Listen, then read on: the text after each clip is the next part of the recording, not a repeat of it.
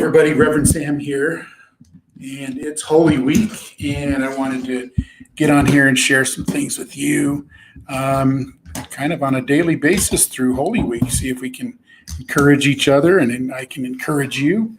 So yesterday we talked about Jesus just losing it, throwing everything out of the temple, and so we're going to talk about something else. What does he do next? What a great story. So we'll talk about that. Happy Holy Week. Here we go.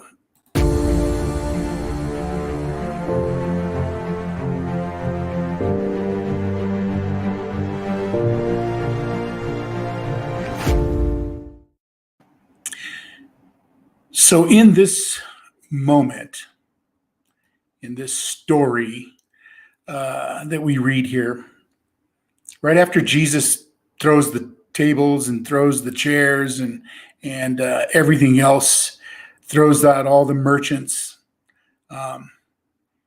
he teaches.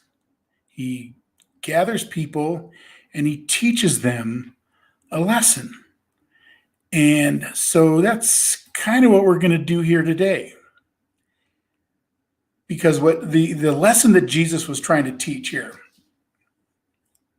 was about authenticity. And what made him angry was that this situation, there was no authenticity. What they were really concerned about and what they were really focused on was charging people money, selling goods. And Jesus went without distraction, without any hesitancy, chased the people out of the building. Because he was very zealous about authenticity and the desire for people to have access to God and his love, to the presence of God. That's what the temple was all about. So he drove out these money changers, these merchants that were selling money. And it's still going on. There are still preachers and teachers and evangelists and so-called prophets out there who all they want is money, your money.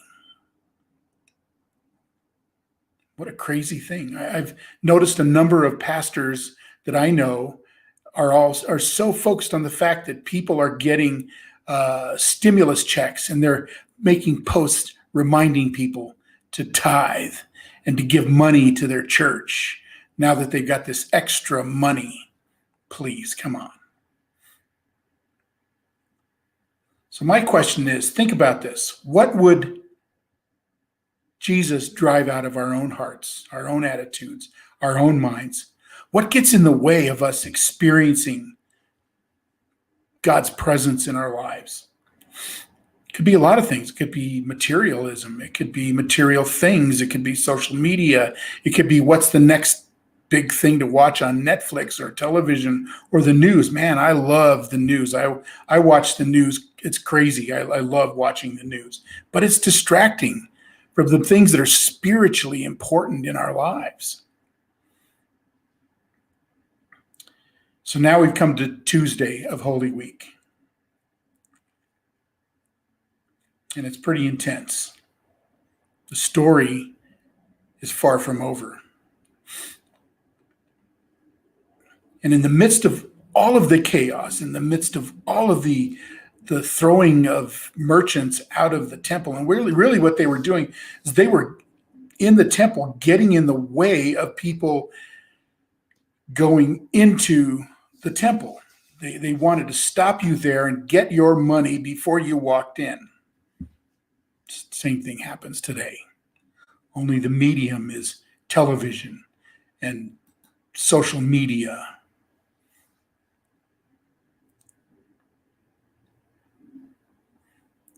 So in the midst of all that, Jesus takes time to teach truth. And we can learn a huge lesson from this moment. Even during chaos, even during crises, we need to listen. We need to hear the words of Jesus. And Jesus speaks to our confusion. He speaks to our misconceptions. He speaks to the misinformation that's out there if we will just listen.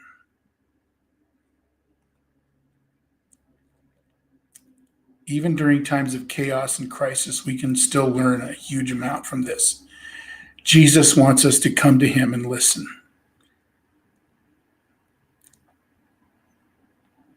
Sometimes it's not what we want to hear.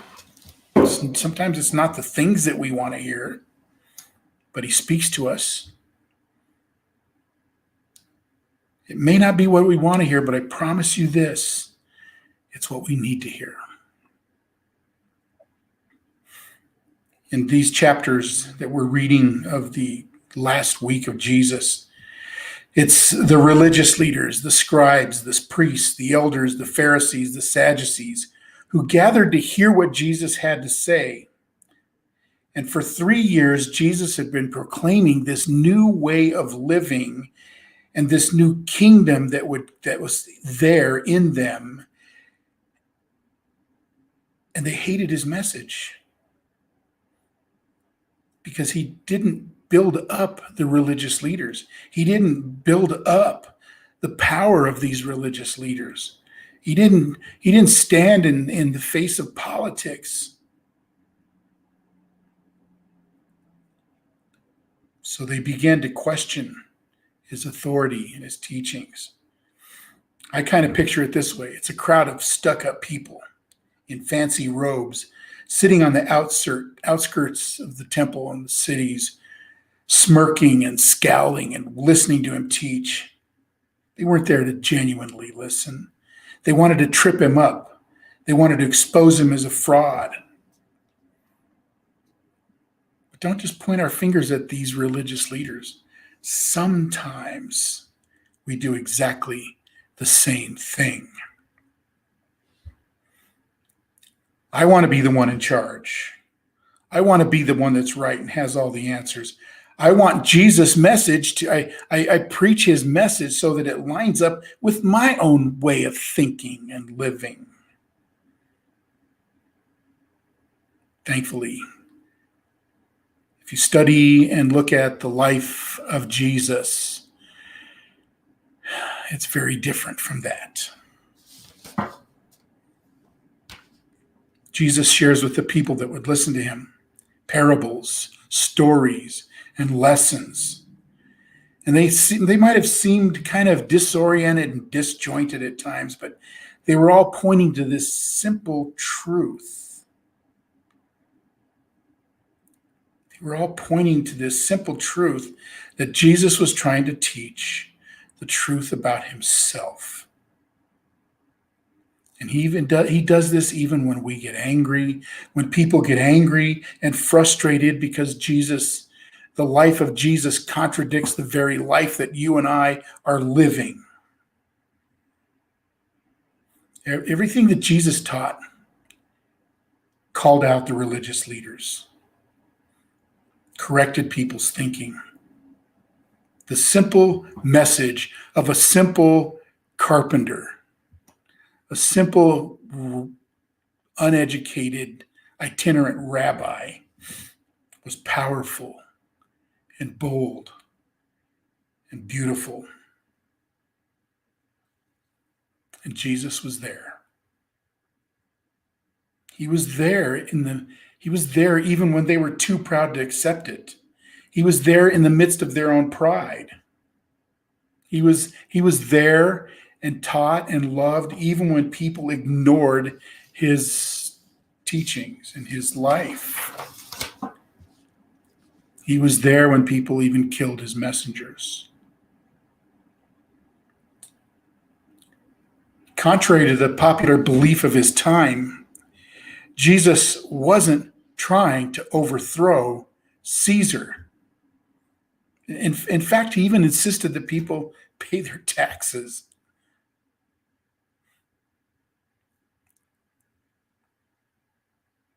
They didn't understand his message.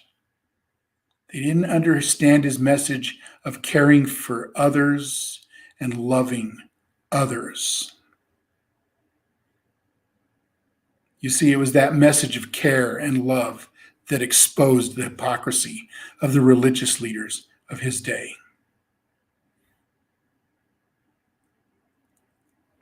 But before you and I join in on this and start condemning all the religious elite, preachers and teachers, we have to look at our own hearts. You see, Jesus wasn't just speaking to the scribes and the Pharisees and the elders. He's speaking to us, to our flaws and our failures, to our demands. He's speaking to our failure to love others like ourselves. He's speaking to our failure to love God with all of our heart, our soul, and our mind, and to love our neighbors. He's speaking to our own ability to ignore widows and orphans and the homeless. He's speaking to our own ability to measure people by us and them, to look at our LGBTQ brothers and sisters and point our fingers at them.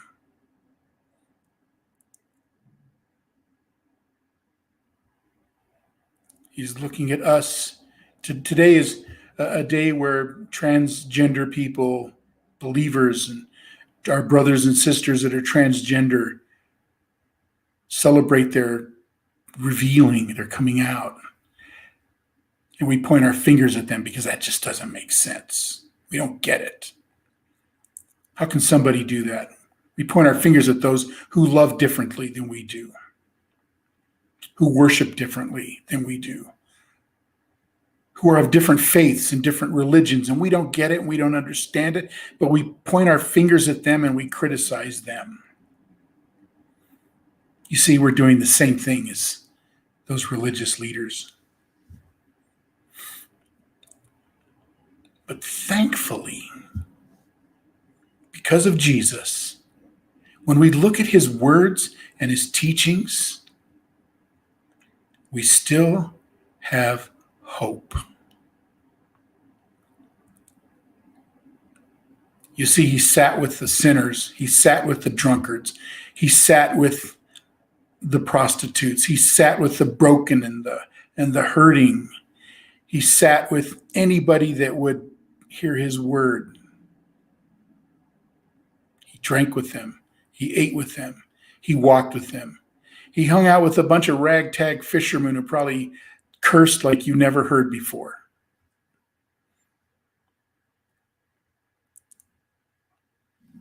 That's the Jesus that I challenge us to follow.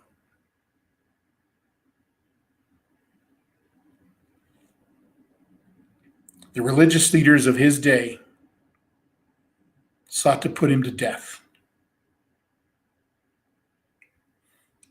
And you and I can instead follow Jesus, walk with Jesus, listen to Jesus. So on this Holy Tuesday, let's listen to Jesus, his teachings. Remember who he is. And that way, when Good Friday comes, it changes our life. It changes our heart. You see, the work's already done. If you're going into Good Friday or Easter as if you're celebrating something new, it's not. It's already done. It's already happened. And my challenge here is that you and I would learn how to live in his abundant, free love and grace and walk in it. You see, Jesus never went into a crowd and had people measure up. He never even had them live up to his standards. He just said, follow me. It's a good word. It's a very good word. And I encourage you to find ways in your life to follow Jesus. Make this a new Easter, not of celebrating Jesus hanging on a cross, but celebrating this new desire that we have to follow him, to read the words of Jesus and his life and find living love and joy in them. Make this a new one. Make this a brand new time in your life with this Easter. I hope you have an amazing Holy Tuesday.